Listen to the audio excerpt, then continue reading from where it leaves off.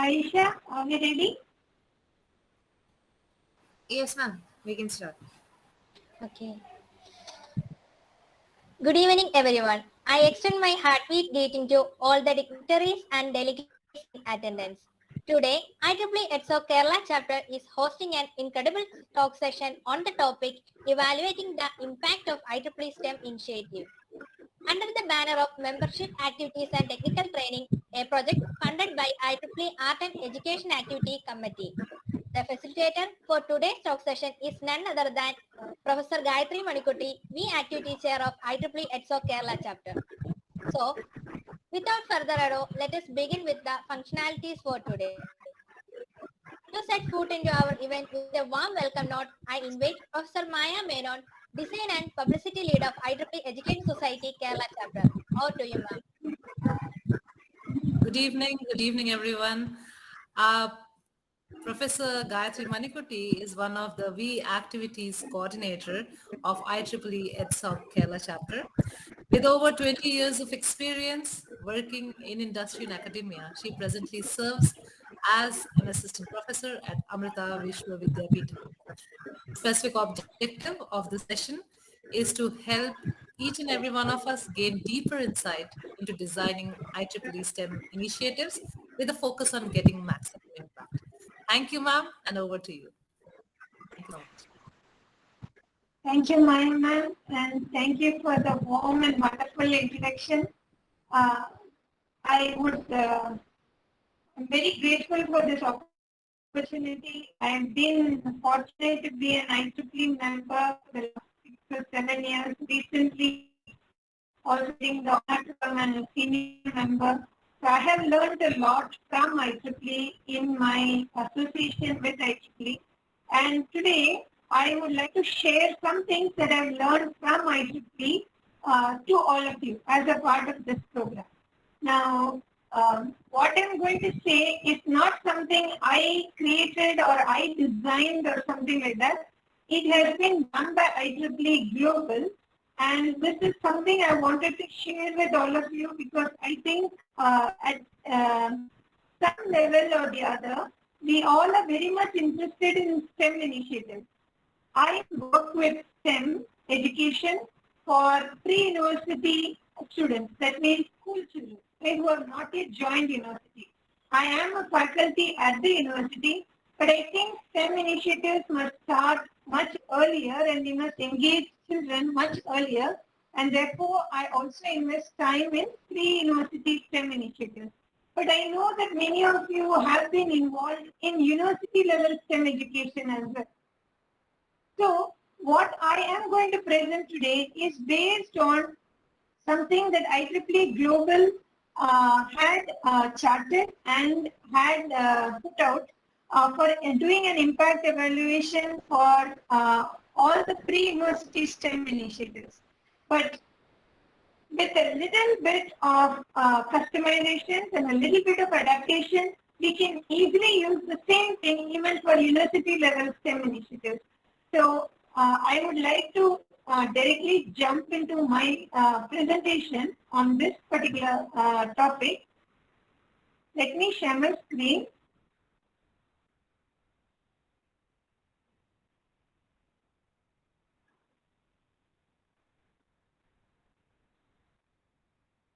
Can you see my screen?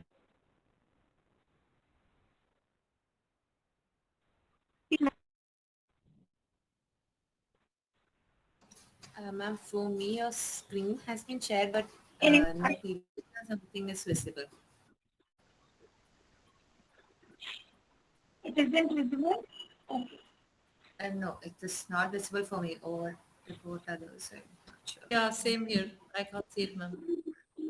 You may go to share the entire screen and select your presentation. Go to share the entire screen and then concentrate your presentation. Yes, ma'am.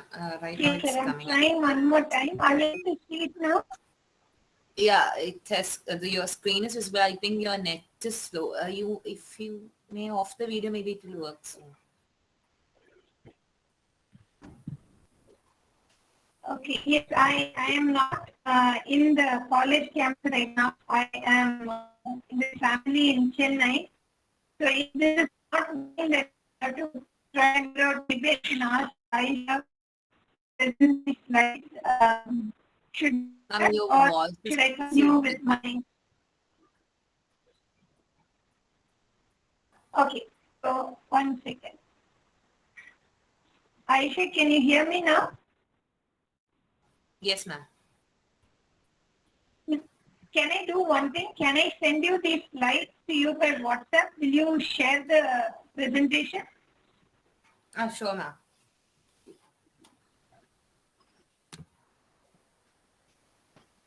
Okay, give me a second.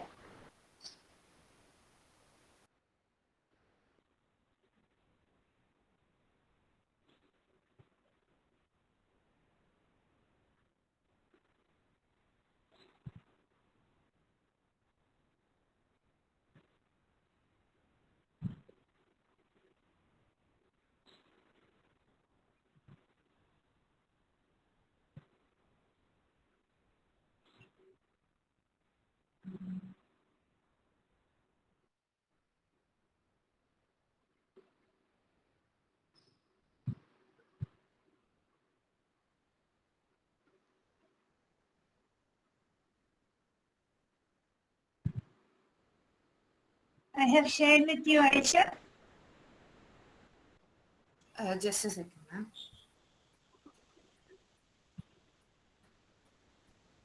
You mailed it or something? How did you share it to me in WhatsApp or mail? Oh, it's not. Okay, give it a second. I shared it. I think it's because of the slow internet connection. It's Yeah, uploaded. it's Just all 1 right, minute. ma'am. I'm sorry about this. Just uploading it.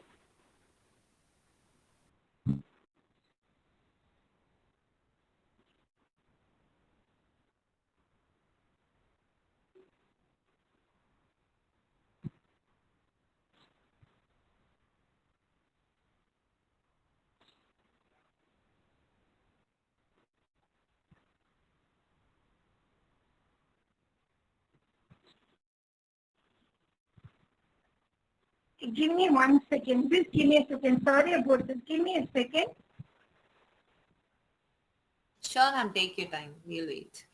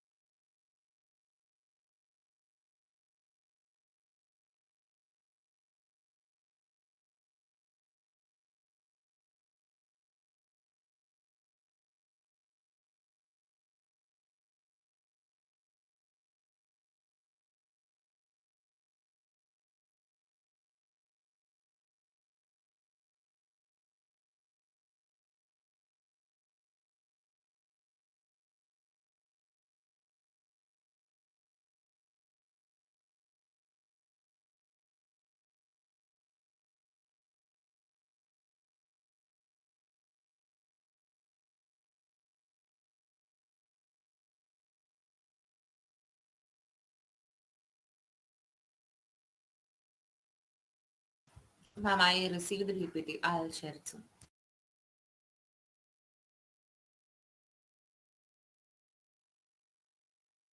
So you received the slides?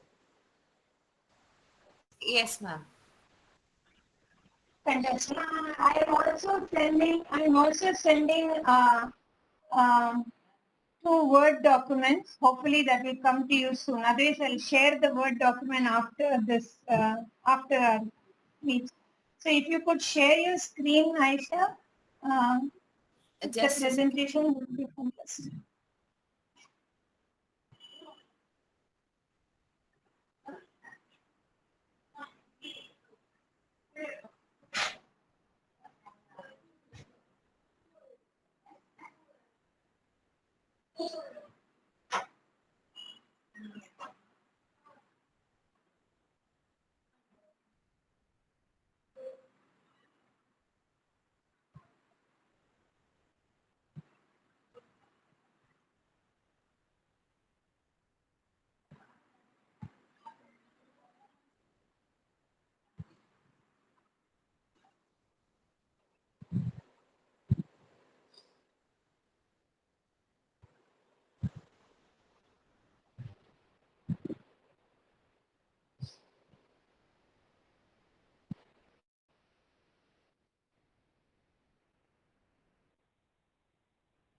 Thank you, Aisha. Sorry for the technical glitch.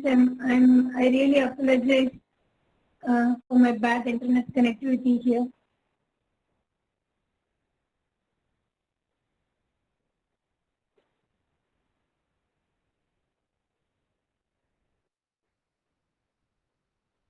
Can you share? Can you put it in slideshow mode?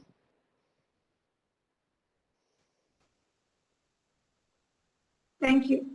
So these presentation slides on how we can design programs with the impact of the program in mind is something that was shared to all the IEEE STEM ambassadors earlier this year in January by Ms. Donna Schulz.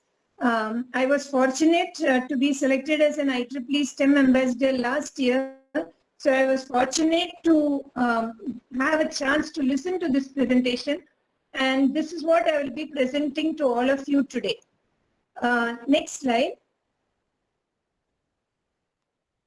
So basically, the agenda that we are going to cover will be how we can measure impact, both in terms of outputs and outcomes, how we can do program planning in such a way that we have an outcome of the program in mind, what are the IEEE design principles, the data collection methods, and I'll give you an example of a data collection survey in terms of the key points that we should, in pre-engineering programs, what IEEE is recommending us to cover, and also a questionnaire, something that you can actually use for the IEEE programs. Next slide. So let me start by asking, next slide. Let me start by asking a question. What is impact?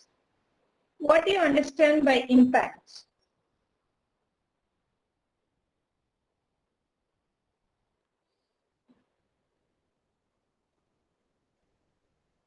Anyone? What is a program impact?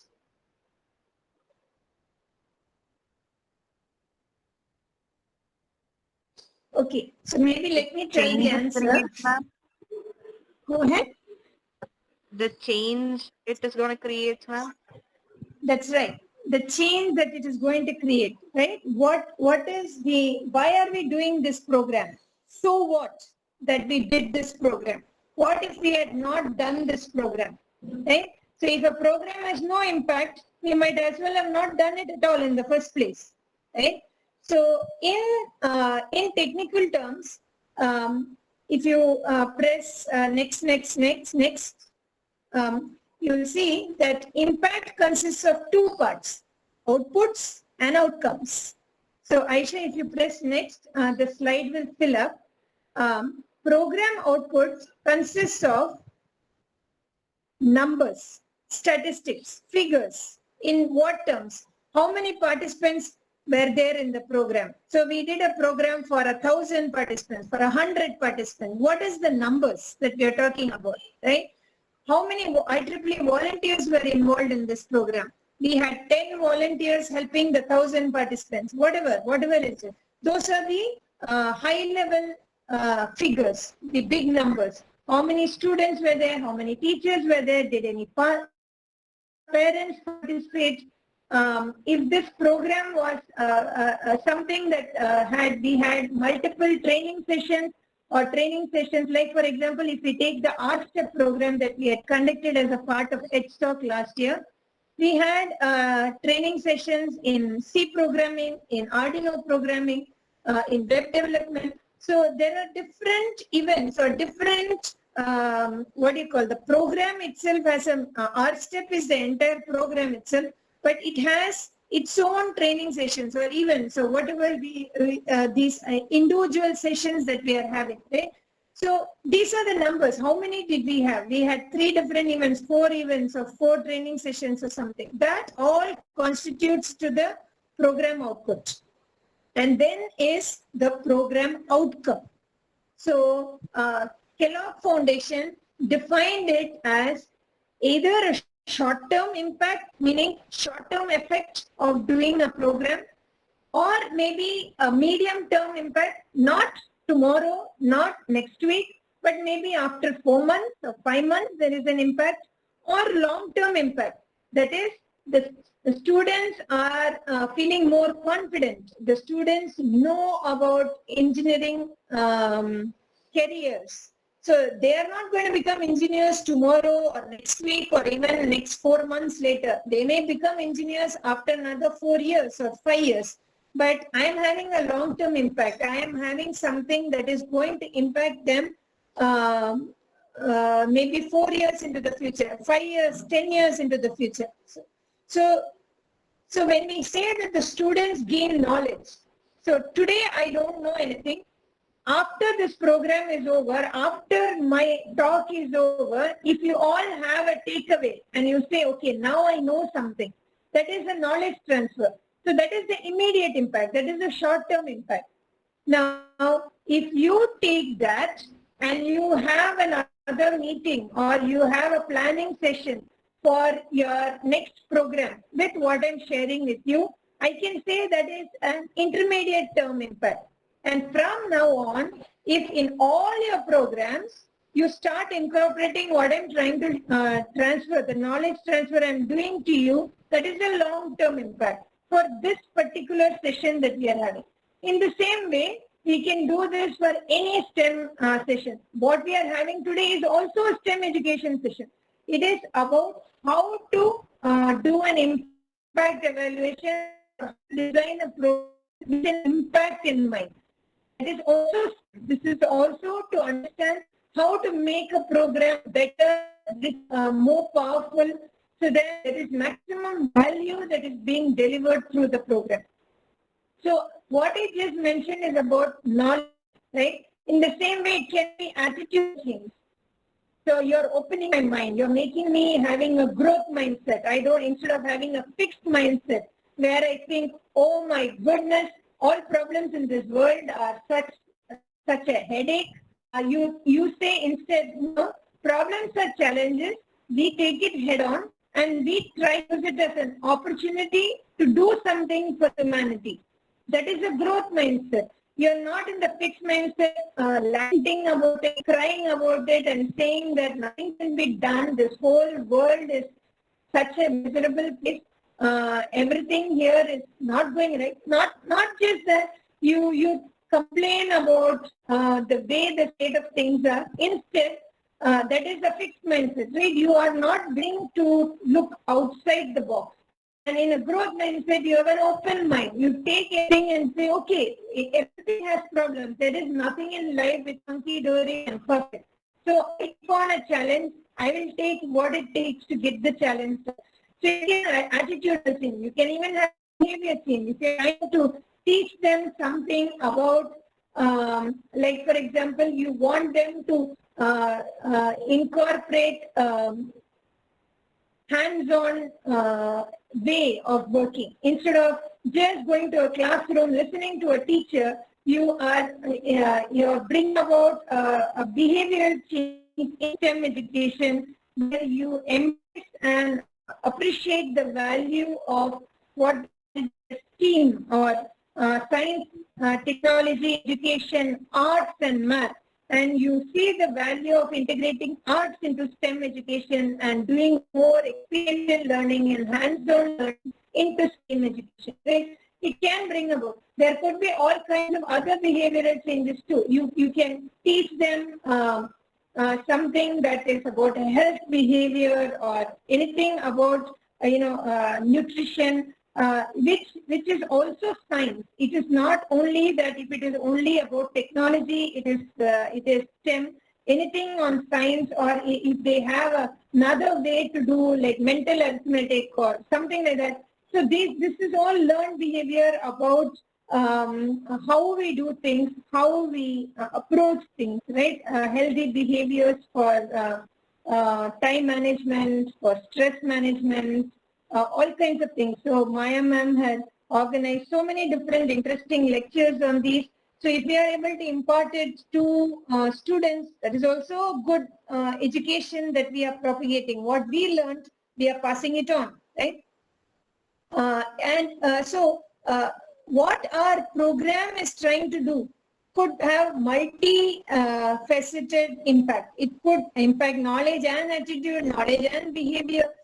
We can change the status of their current learning in something. They may not know something about space or something about the ocean or whatever we are trying to do.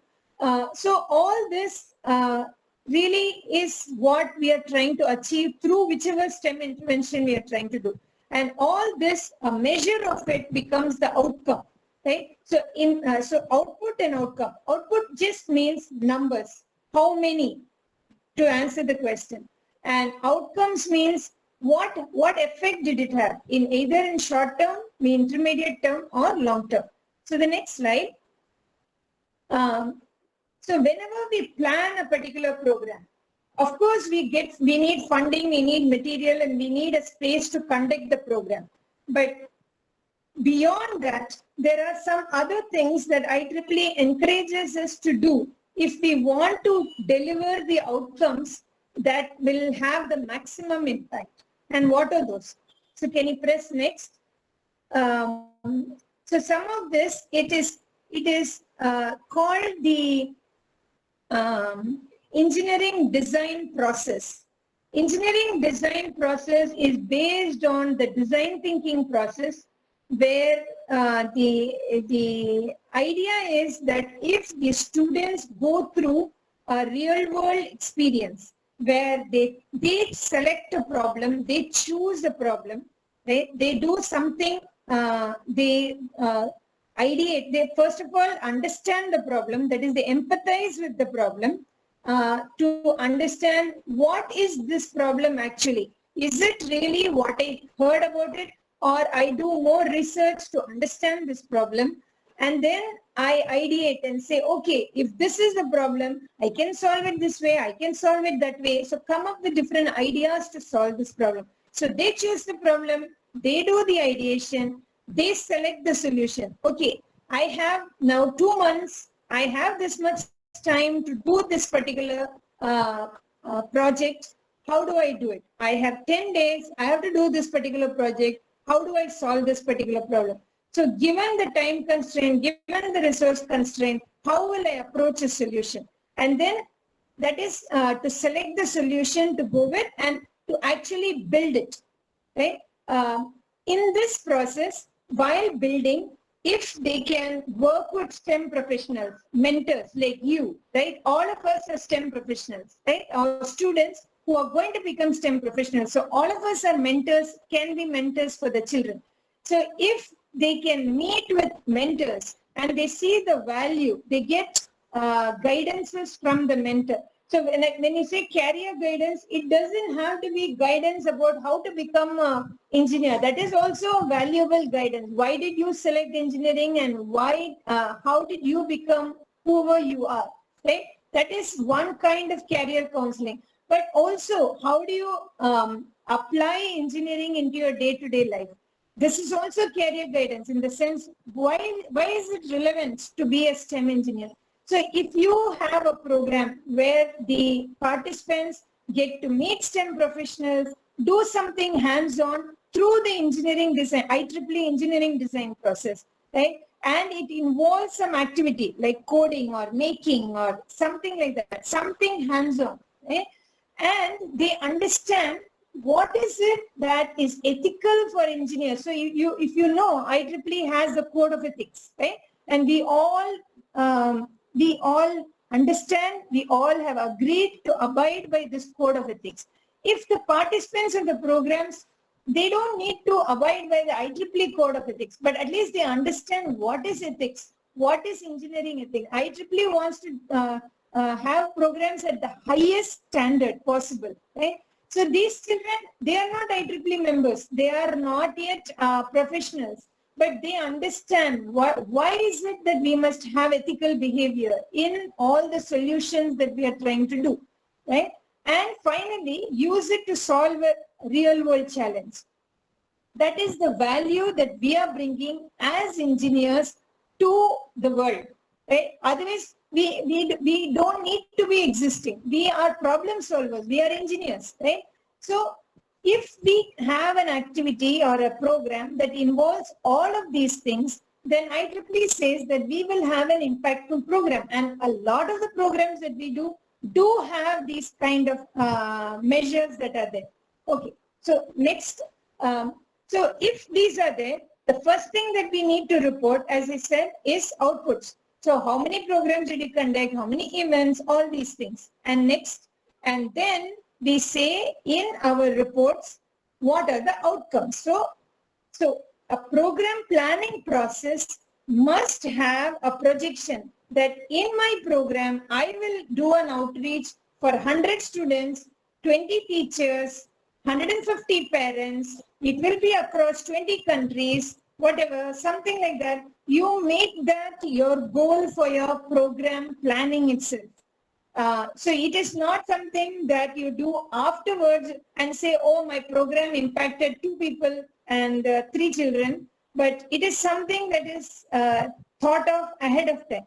And if you try, when you put it in this matrix of outcomes and outputs, then you try to see at that time whether you can maximize it. If I did it in India or I did it in Kerala, can I try to do a more global outreach? Can I connect with IEEE volunteers? Today there is LinkedIn, there is Facebook, there is Instagram, there is all kinds of social media. You don't need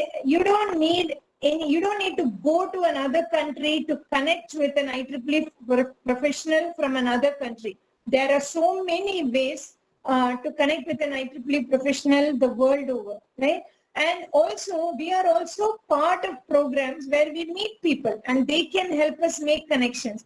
So when we plan a program itself, think about the outputs and the outcomes. How can we maximize it so that the students gain maximum knowledge, or you have a change in attitude or belief, or you have this consciously built at the program planning time, you will have a program that will have higher amount of output, right?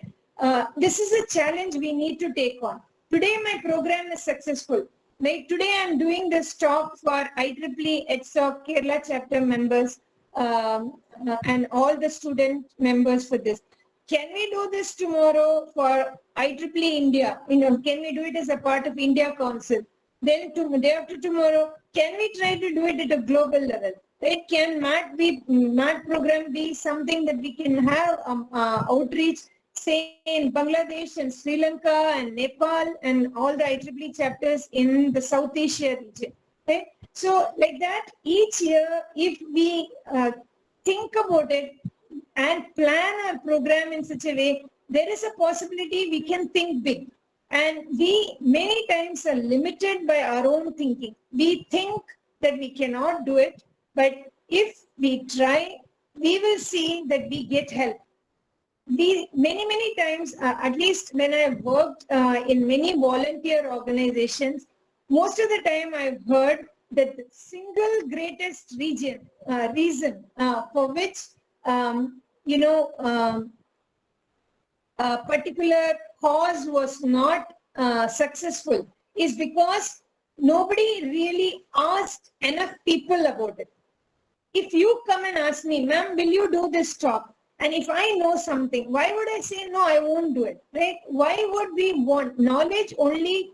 You only gain more knowledge by sharing knowledge, right? So it is the same with all IEEE members. So people are more than happy. And the only thing is we don't connect, we don't do this outreach a little beyond where our comfort zone is. And therefore, we limit ourselves. But maybe if we put our program in this outcomes and output matrix, we will push ourselves to doing something greater. I'm not saying we must. I'm just saying we should be cognizant of it. And we can only do this. Okay, that's good. We know our output. It is not an aftermath of the program. It is not the result when you're doing the report writing, but it is something we know even before we started the program. Right? So next slide. So typically in any program that we do a survey. We do get a feedback. We typically ask, How do you like this program? What did you like about this program? What didn't you like about this program? And will you recommend this program to somebody else? This kind of feedback is definitely good, right? But the thing is, how can you make a program better? Some things that they say that does definitely help, especially when what feedback we get, what didn't you like, or what was the least thing you liked about the program. That definitely helps me give a scope of improvement. But next slide. If I, however, also give importance to data collection and get a more in-depth data from the participants as well, not just based on the volunteer feedback. All the volunteers who are involved, IEEE volunteers who are involved in the program and who are doing the report writing, but from the participants' perspective, a little more in-depth data, then we'll be able to really understand. Sometimes in the feedback, they say something, especially when you work with children are not very verbose. They say their answer in one sentence or sometimes in a few words. And I don't really understand what is it that they said. But if I had a more prepared survey for them and I had a more systematic way to do this data collection, I will understand them a little better. Because in the survey, they would have selected something that gives me more insight into what did they answer in the question, what I liked and what I didn't like about that particular program. The other more important thing is it gives evidence. So if you want to write a research paper, you want to write an impactful report, you have evidence. This is what the participants actually said.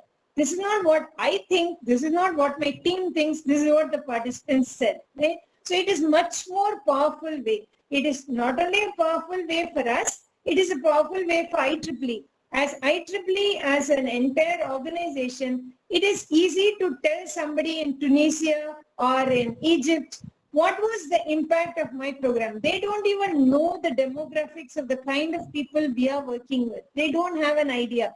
But yet, if I have a common measure across IEEE and everybody is evaluating along these common measures, then we're all talking the same language.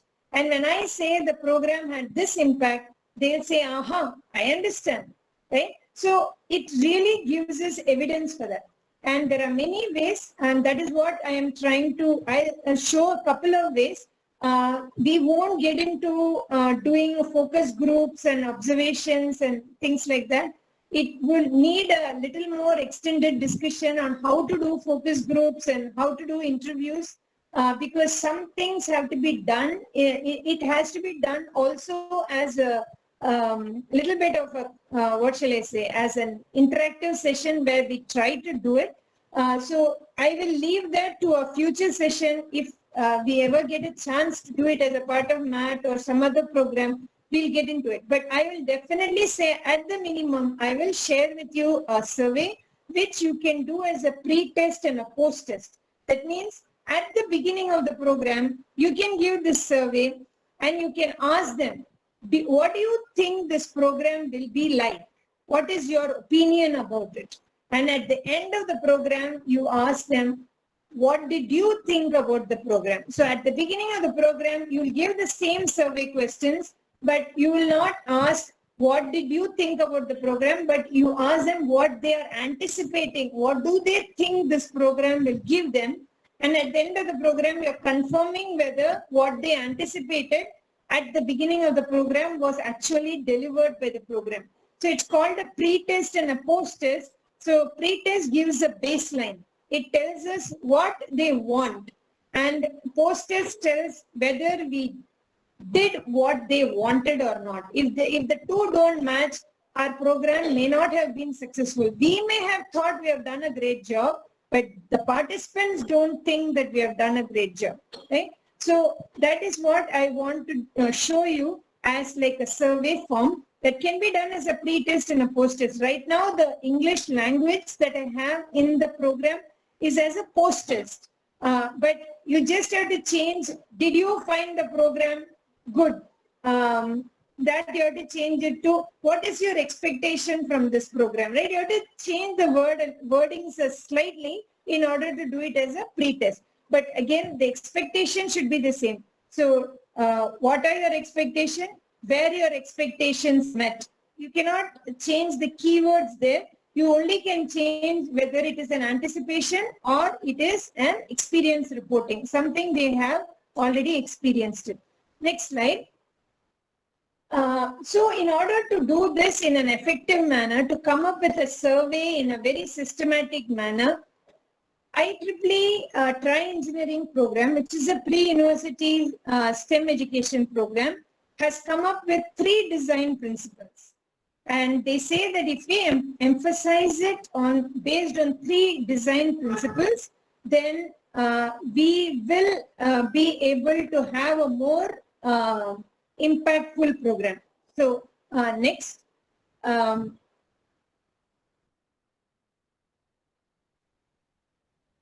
Aisha, can you press next? Yeah, next. So the first design, first design principle is the program demonstrates that engineering and technology can make a difference. So it is not about just lecturing and telling, oh, there is Albert Einstein and he did great things, and then there is Marie Curie and she did great things, but it is also about showing me something, tell me how it works, right? Something that is more hands-on if possible. If it is not possible, hands-on through videos or through experience sharing, through case studies. So if you don't have a program where they're going to make something, even if you share some real life experience of somebody, instead of just saying there was Albert Einstein, you say, tell me a story about his life. What did he do when he was a kid? How did he become what he became, right? So he didn't know he's going to be Albert Einstein. He didn't know when he was a kid he's going to be who he is, but he became that, right? So sometimes when you are able to demonstrate it either through a video, through an impactful video, or through a case study, or through some hands-on thing that they can build and see for themselves, that this is not impossible, this is definitely doable. So you're demonstrating that engineering and technology can make a difference.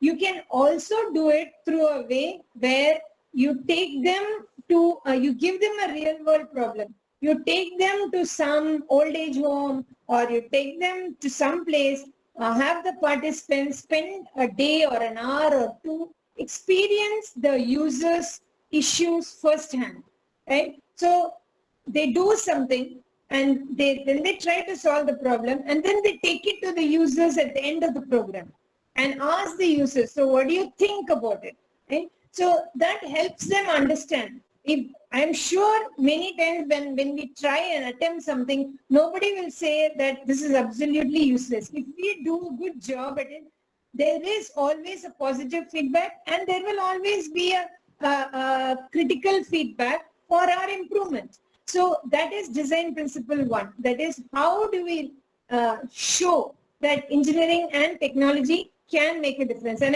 I'll give you some points that are there in this. The second design principle is that it should be inclusive. We should try to reach out to as many people as possible, as wider range as possible, which is something that I have always seen our IEEE leaders always emphasizing for all our programs. So invariably, the questions that are always coming out is, how many girls, how many, in terms of gender equality, how many, how equal is our outreach programs? And then are we, in terms of schools, are we going to government schools? Are we going to private schools? Are we going to aided schools? Do we have a complete comprehensive?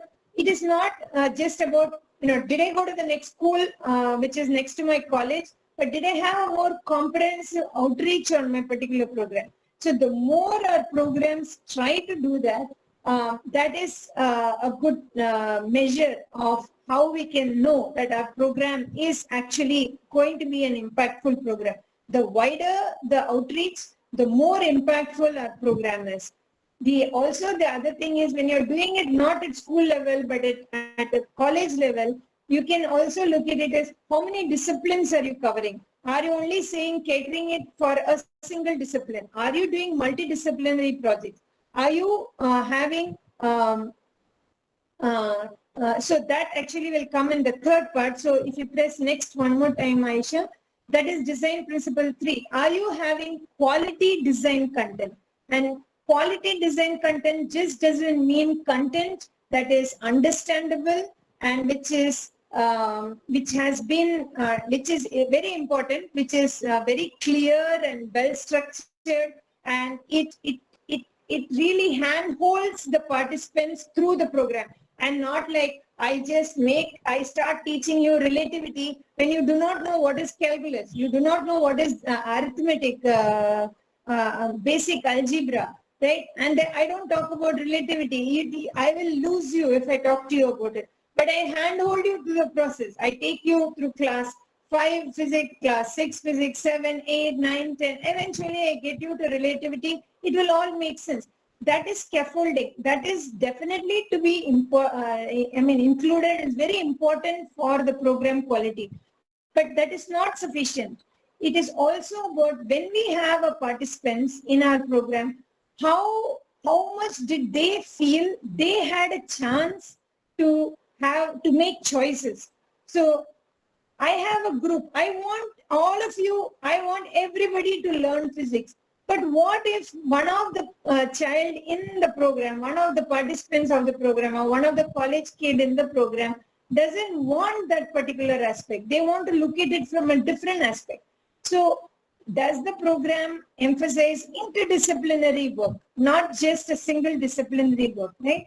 Does that program give opportunities to the participants to select their teams? Who are their teammates?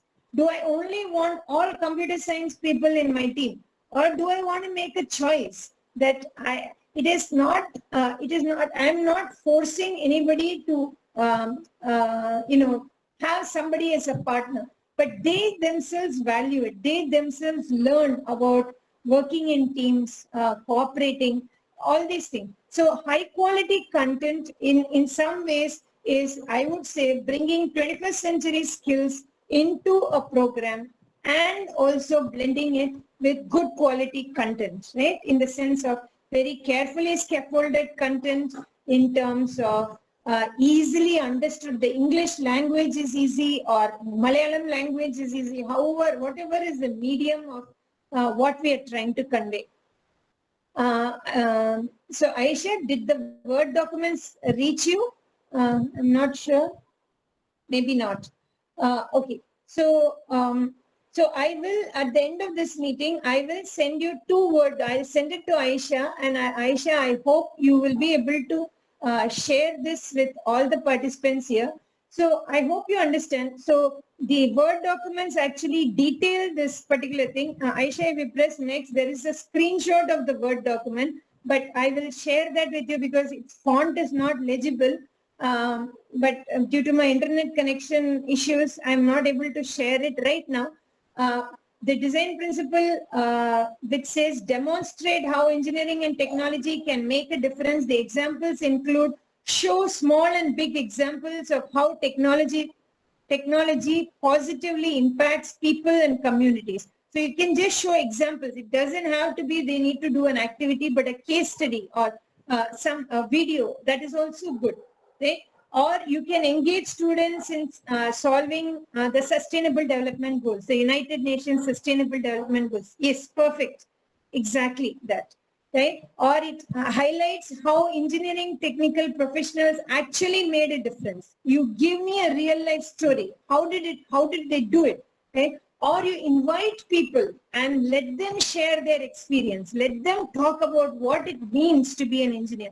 All these are examples. Similarly, underrepresented communities, it involves people who can bring diversity of thought, diversity of equity in many ways, right? Some students from some colleges or some schools may have been more privileged. They may have like tinkering labs in their school. They may have high-end equipments in their school. Others, they may not have.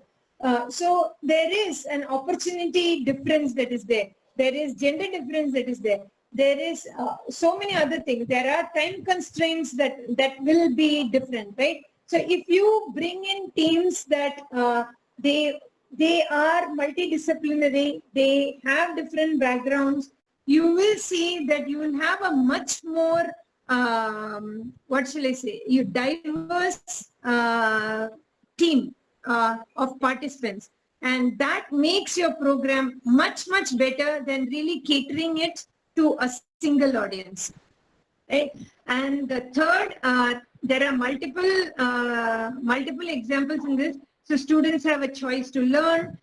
Not only they learn, they choose how they want to tell you what they learned, either through a demo, or they write a blog article, they write a research paper, or they put it in social media.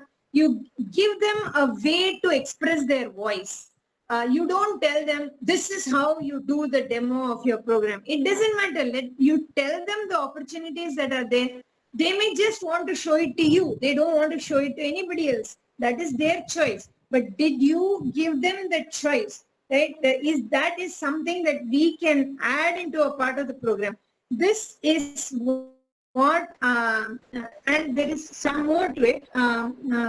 So as I told you, they should be allowed to make their teams. I mean, I don't say they should. It is the more of these components you add into your program, IEEE says that it makes your program stronger, right? So build, if you come down, scroll down, Aisha, it also talks about building warm and positive relationships. They feel that the mentors who are there for the participants, they used a kind and encouraging voice. They made a can-do attitude and not made it in such a way that it is impossible for you to do something like this. Did they encourage cooperation and sharing?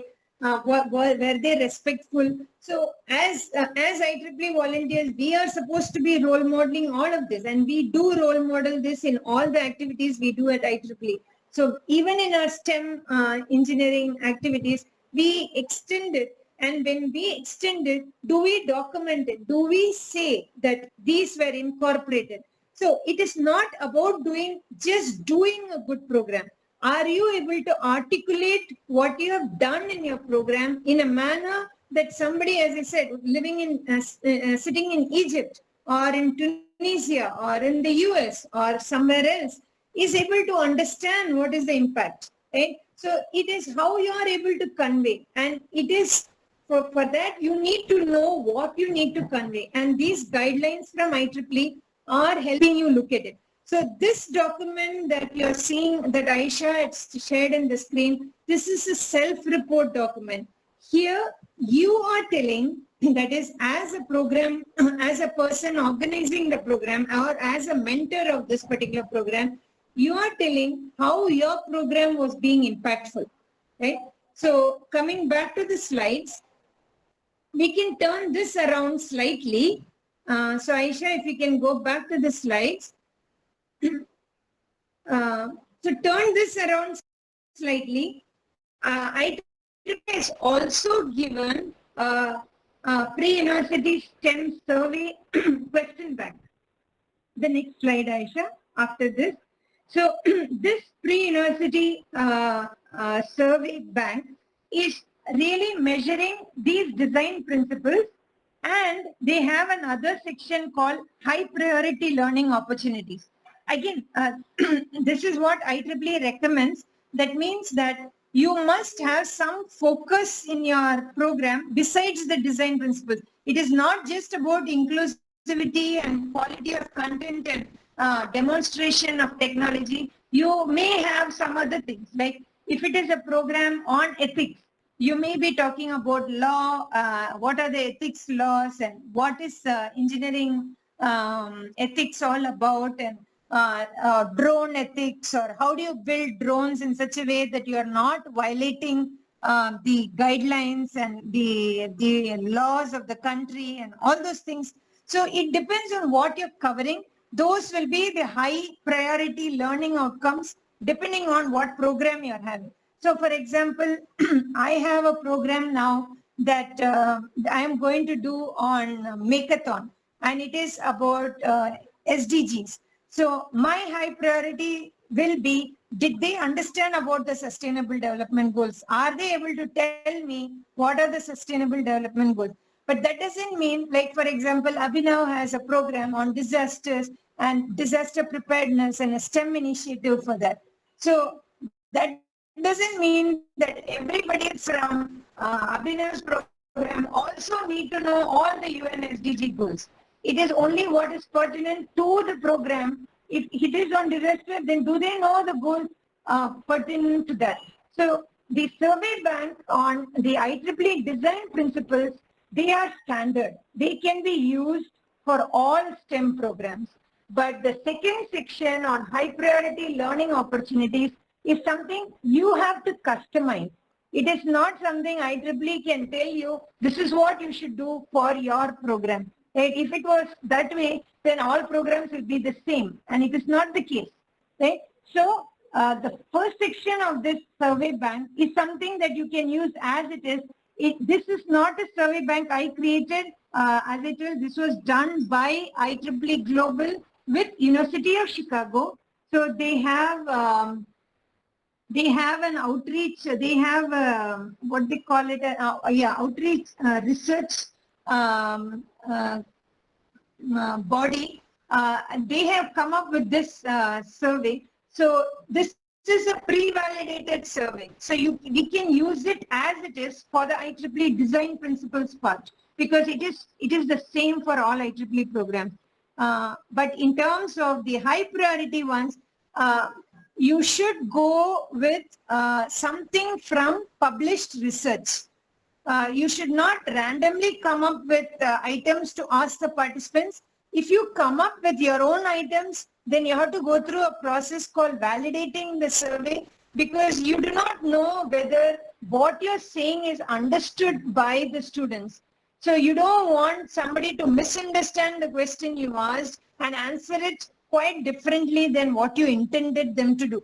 Like, for example, once I found, it is a very simple example, I'll tell you. I asked them the question, do you like the program?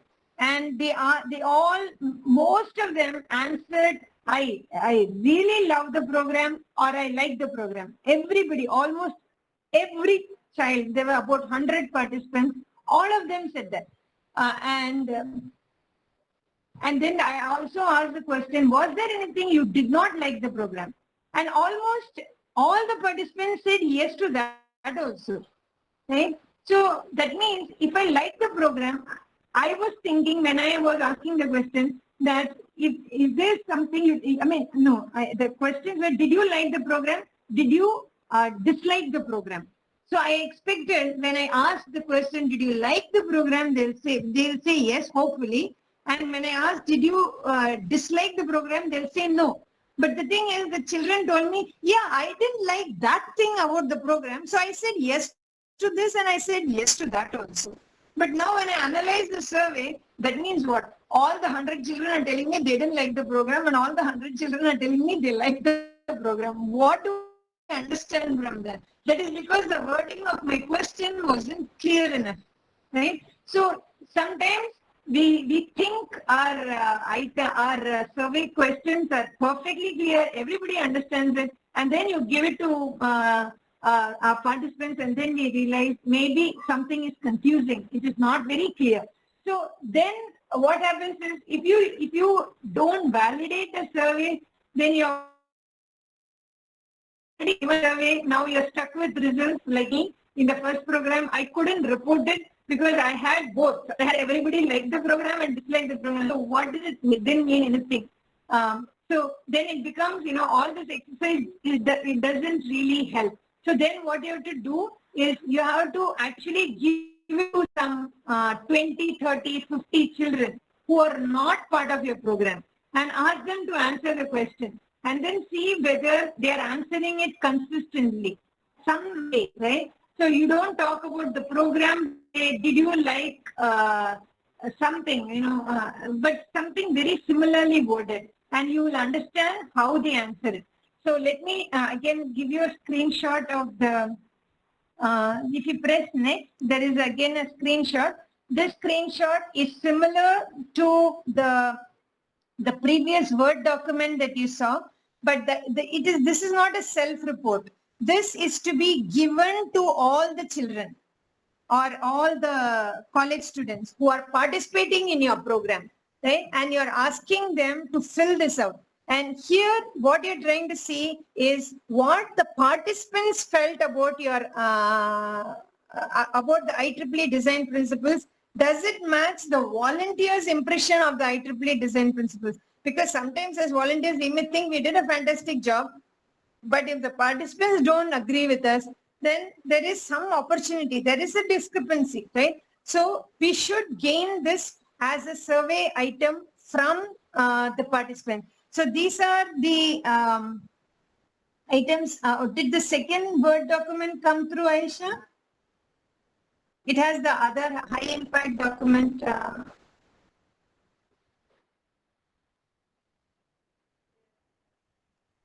No, it is not there here. Did the second Word document come through? No?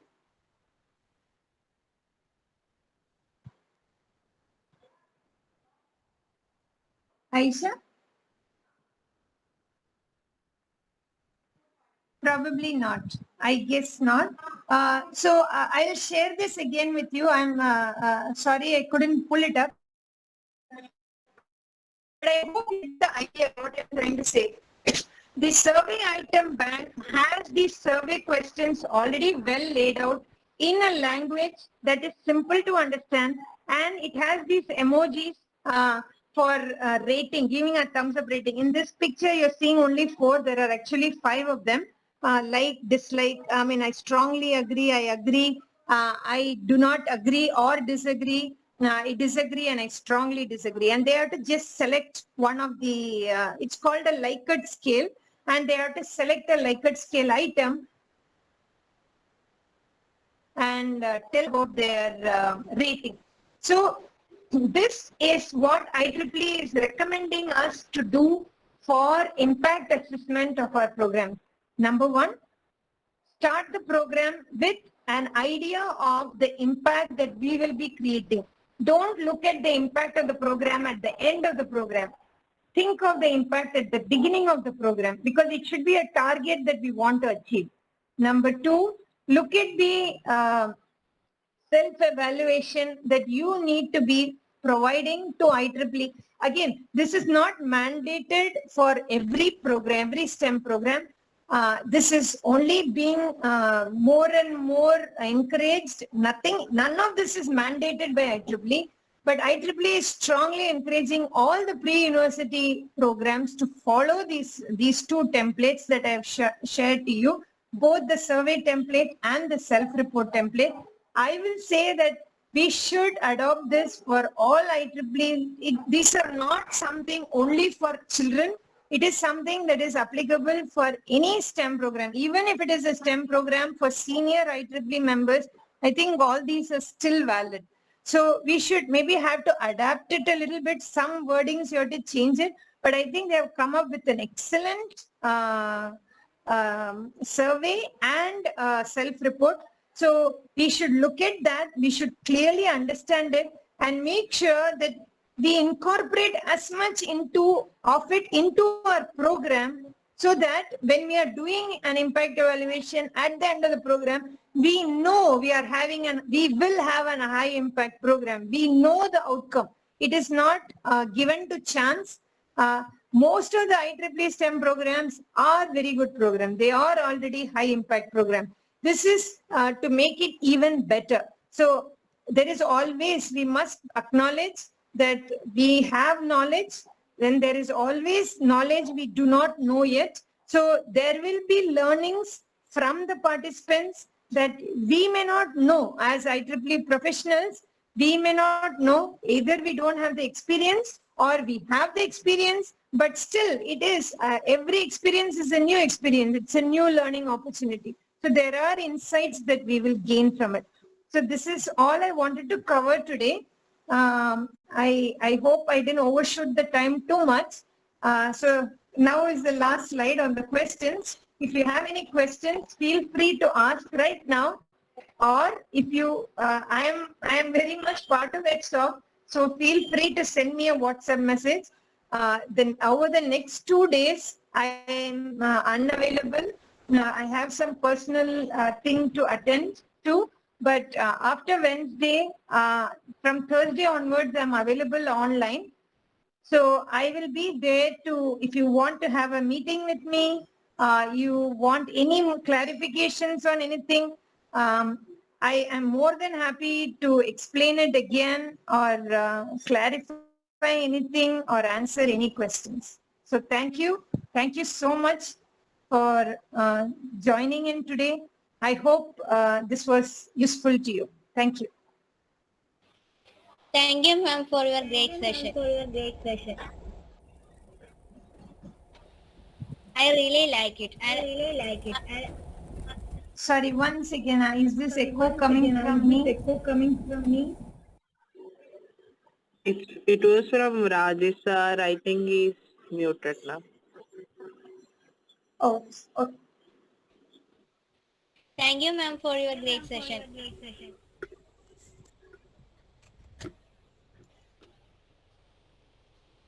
I really like it, and I'm sure all the participants have found it enlightening as well as insightful. But before we get into Q&A session, let's take a virtual photograph. For that, I request you all to turn on your cameras and put a beautiful smile in your face. And Ashwin, could you please do the honor to taking the picture?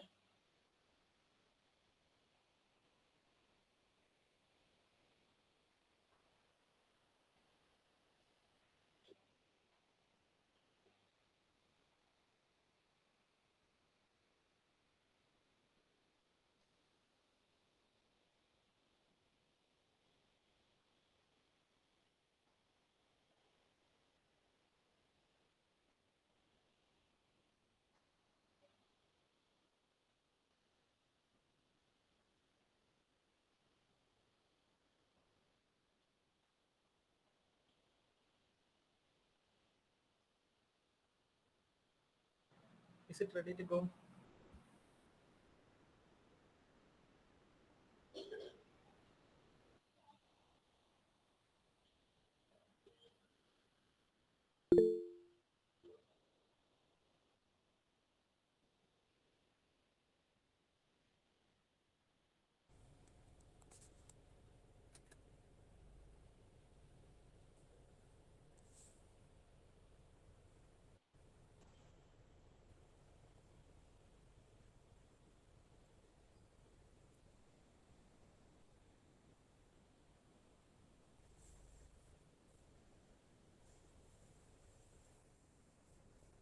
Thank you, everyone. Remember, participant certificate will be provided only those candidates who fill the feedback form, which will be provided in the chat box after the photo. Now let's move on Q&A session.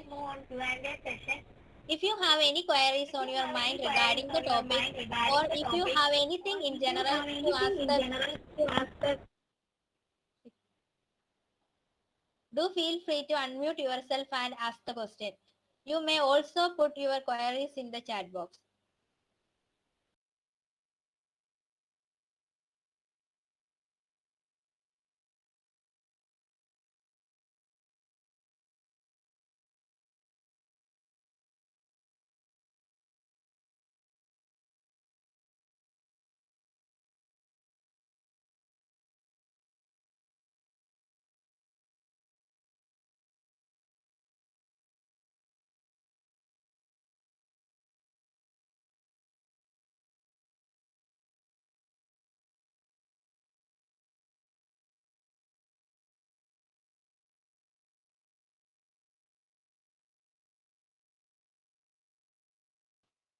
I hope everything is clear to you. No one have any questions on your mind.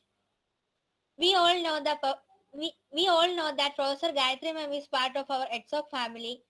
And as a token of love and appreciation for the Gayatri Ma'am from our side, we would like to present you with a virtual memento. For that, Ashwin will be sharing his screen now.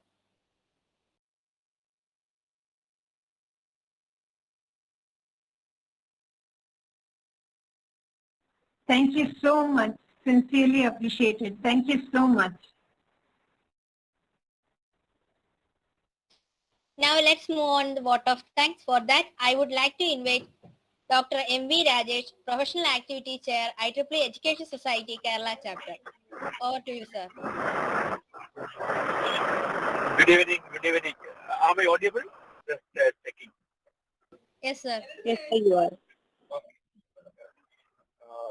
I would like to very sincerely congratulate the team Edsoc Society for conceiving this non-conventional kind of an idea for the discussion today.